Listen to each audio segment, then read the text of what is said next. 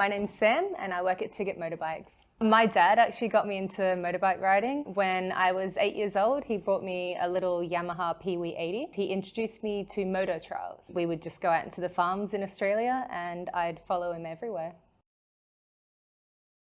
Basically, it's 4,000 motorbikes in 1 square kilometre in Chi Minh City. It's super chaotic, but you're very free to just kind of find your flow in the traffic. The bike that I own is a Honda XR, pretty classic.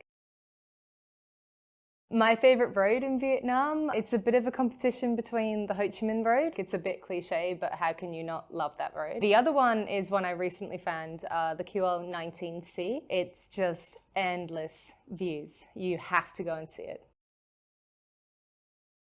My favourite place to go off-roading, I really like places where you can build your own trails and explore and discover. Dalat has got to be #1. Saigon's pretty flat, so you don't get many challenges of steep hill climbs, and Dalat's just up and down. My favourite type of riding has got to be dirt bike riding. I like the messy chaos of it. I like that you go out with groups, you kind of battle the elements in the jungle as well. I've recently started a few track days and some mountain ADV riding. The back roads and the inland mountain routes in Vietnam are stunning. Discovering them would take a lifetime. It's incredible, and especially taking people around. I really like building different skills on motorbikes. I think anything on 2 wheels is pretty thrilling. Do you think you could deal with a group of 10 people on CBs?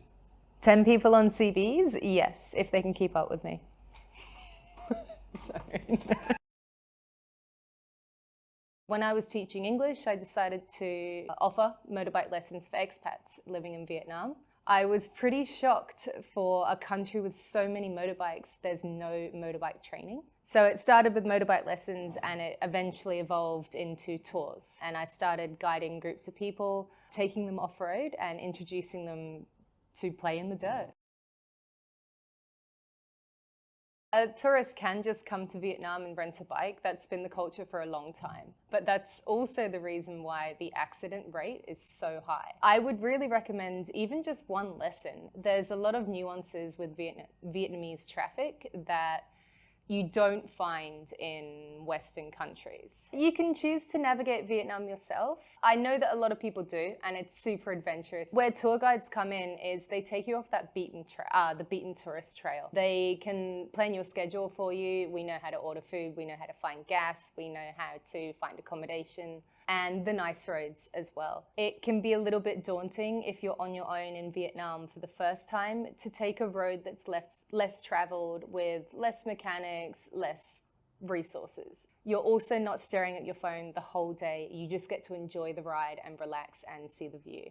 If you are traveling in a big group, it can become difficult. First of all, getting a group together and getting them on schedule can be really, really tricky. Getting up in the morning, getting to the hotel. Also, if you have limited Vietnamese and it's your first time in this country, booking hotels can be quite tricky. We recently made a video about how food is very scheduled in Vietnam. If you turn up at the hotel past 7 or 8 p.m, you won't find food. I'd say I'm a pretty supportive and encouraging guide. I'll take any groups. I don't mind taking beginners out, and that's what I love about it, that team building and taking people to do something that they've never done before that they probably didn't think they were capable of.